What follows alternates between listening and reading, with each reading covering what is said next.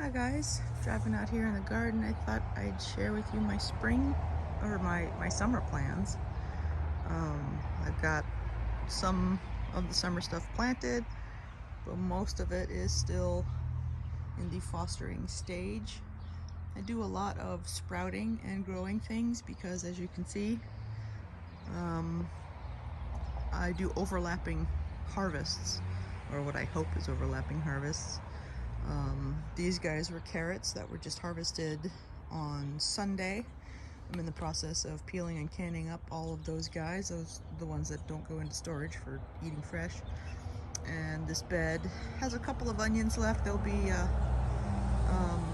harvested in June, but they're not gonna impede what my plans for this bed are.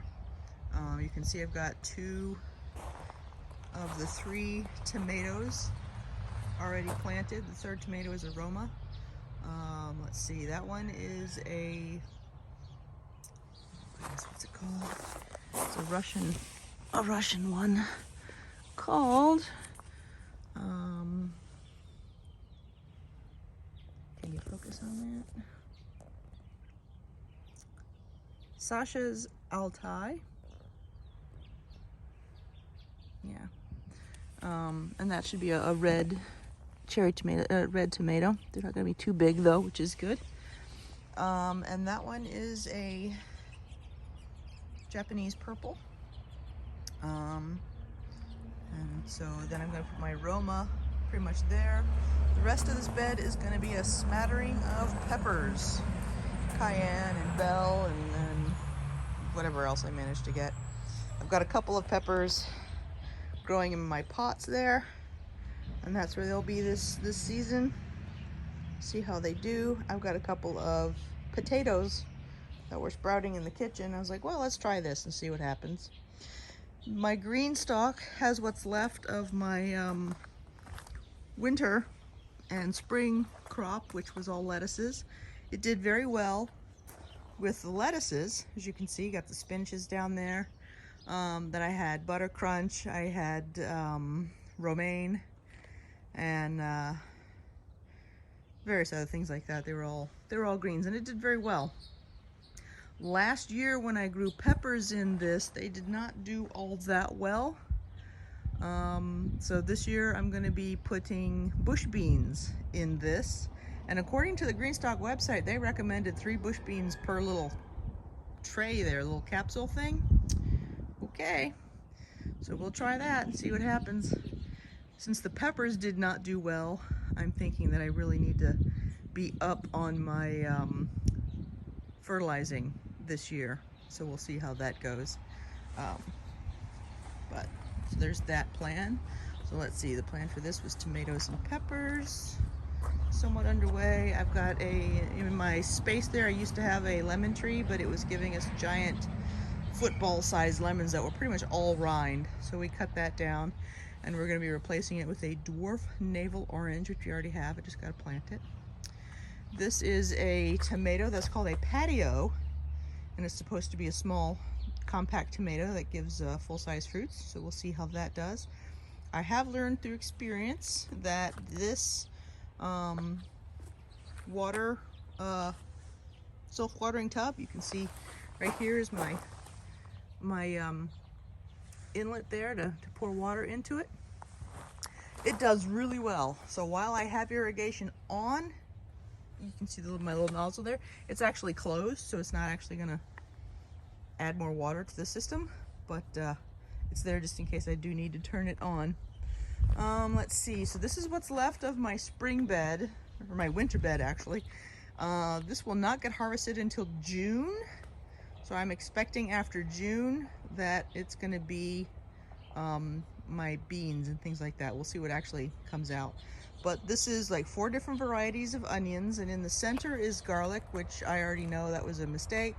And I have not gotten any bulbs from any of the garlic that I planted over the winter because I planted it wrong. Oops. But it was my first time planting it. It was an experiment, and I learned a lot, let's put it that way. I have a couple of volunteers, which I was not expecting. These are my giant Mammoth sunflowers, and they're doing really well. I have a couple of other volunteers, which again I was not expecting, and they are these snow peas. Now I don't know if you can tell, but you can see here, look at the color of this snow pea. And as it goes down, as it ages, it gets browner and browner. And then down here, those leaves are dead. Okay? So this guy has been in full sun pretty much the whole time. This guy is the same age,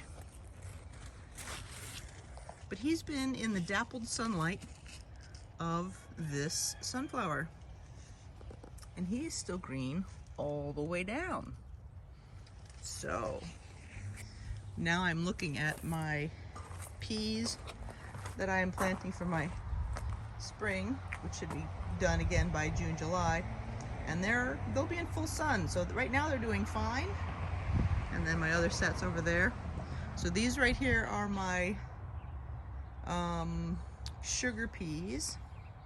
And then those over there are my Mammoth snap peas. I can never remember which one's which now. I'll know when they start harvesting, of course. But I'm thinking I should probably put up a shade cloth. The other half of my garden is going to be beans for both of these long, thin ones. This is a Bing cherry tomato, and it is a small compact bush, which I love, but boy does it produce. So it doesn't give me, here's 200 miles of cherry tomatoes, which I don't need. My husband doesn't eat them, and I'm the only one who eats them, so I don't need that many. So this guy is perfect. I need to get a little cage for this because he does need the support. So that's really good. And this right here, I don't know if you remember seeing it, but in my greenhouse there's more corn coming in, because this right here is Hickory King. And in my first round of germination of the 78 some seeds that I planted, this is how many actually came up. So it does not have good germination rate. So I've got another round coming through, and again, not great germination, and it's not going to finish filling the bed. There should, at the end of this, be, what did I come out with? 60? Like 64, 65, something like that, of this Hickory King corn. But this guy's obviously going to reach pollination first, and then it's going to go down the line. So it'll be an interesting year. Let's see what happens with that. But this corn should get to be between 12 and 13 feet tall. That'll be fun. So that'll help provide some shade for the plants right on the two sides, depending on when the season is, because as you can tell, I'm in the early morning, so that's where the sun is in the morning, and that's where the sun is in the evening. So it gets good sun. So here's my peppers. These were left over from last year. This is their second year of growth, and I was doing an experiment with how to prune. And interestingly, the one that was unpruned and left completely alone, it has greenery all along the top and a little bit on the bottom, but is sending most of its energy to the very ends. The one that was pruned halfway, interestingly, if you look at it, it's got some growth on the ends, but the bulk of it is actually at the base. That was interesting. So it's not following quite the same pattern as the other one is. Like here's a stalk here that doesn't even have any stuff growing on it. So yeah, there's several. It's not following the same pattern as the one that's completely unpruned. And of course the one that was completely pruned back is just a riot of growth. It's actually starting to produce some flowers in there, which is you precocious little thing. But yeah, so that's how that's going. Let's see how that actually produces in the end. So this right here, beep, focus, okay. So both of these long thin beds are going to be beans and peas, but different kinds of beans and peas. Both of these are going to be pole beans and the climbing peas, whereas what's going to be in my green stalk are going to be bush beans. Okay, so this right here, ultimately, again, failed harvest on my garlic here, so none of these have produced any bulbs, so I'm just going to pull them out. And what's going to go here is watermelon. I've got one variety here, got 2 bunches. This is gonna have like a total of 5 or 6 different varieties of watermelon. Let's see if I can remember some of them. Crimson Sweet, Jubilee, Icebox, a black something, Heritage Black or something like that, and a baby doll. And what's in there is the baby doll. So yeah, I'll just spread that out, and the whole point of this is, the reason it's on the end here is this is all going to be, I'm going to train all of the vines to go that way and just let it sprawl and do what it's going to do. So this may sound like it's a lot of watermelon in that bed, but it's not going to be contained to that bed. It's going to be allowed to rain over this. And last year I had 4 watermelon maybe, and this area was a third covered. So yeah. So anyway, the garlic there is a bad growing on my part, my error. So too crowded and not long enough. And of course a volunteer sunflower, because sunflower seeds are quite prolific. And then in the front I am trying some chickpeas. This is the first time I'm growing chickpeas, and it is blooming a lot, and I've got at least 1 actual chickpea. The rest is still in bloom. Let's see, do I see any other chickpeas actually, pods actually forming? They're not jumping out at me at this moment in time, but there are flowers everywhere. So this will probably be a June maybe harvest. So I'm going to be planting the watermelon around in this bed, and it will take what sun it needs to and then spread out. So it should be fine. Last year I had, this bed was 6-foot tall corn, and the watermelon still did fine. So because it could spread out and vine where it needed to go. So that was good. So anyway, that is the plan for this year's summer garden. We'll see what actually happens, and I will definitely keep you guys informed and show you the progress. Oh yeah, that is the chop and drop from the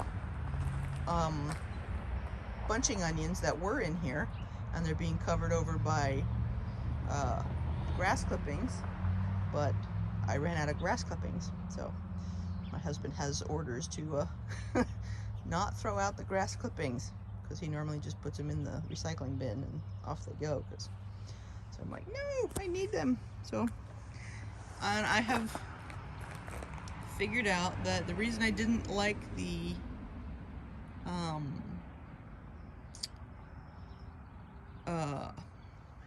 wood chips that I had on here is because once, you know, I've got it all laid out like this, and then I go to plant, so I dig through the mulch, and then I dig my little hole, and then I plant my plant, and I bury it back up again. I don't mind if grass clippings get mixed into what I push back and plant my baby plants in, because, well, they're grass clippings. They get consumed pretty quickly by worms. They're also lightweight, they're thin, they don't leave air pockets around the roots of the seeds, but the wood chips did, and they were very a nuisance to plant in and through. So I decided that I just didn't like them, and so it's much easier than to fold this, or basically just plop the new bed on top of this and just basically let the worms have it and build up from this. So that's going to be the plan going forward, is I'm trying to go as no-till as I can, but we'll see how it goes. That's the plan.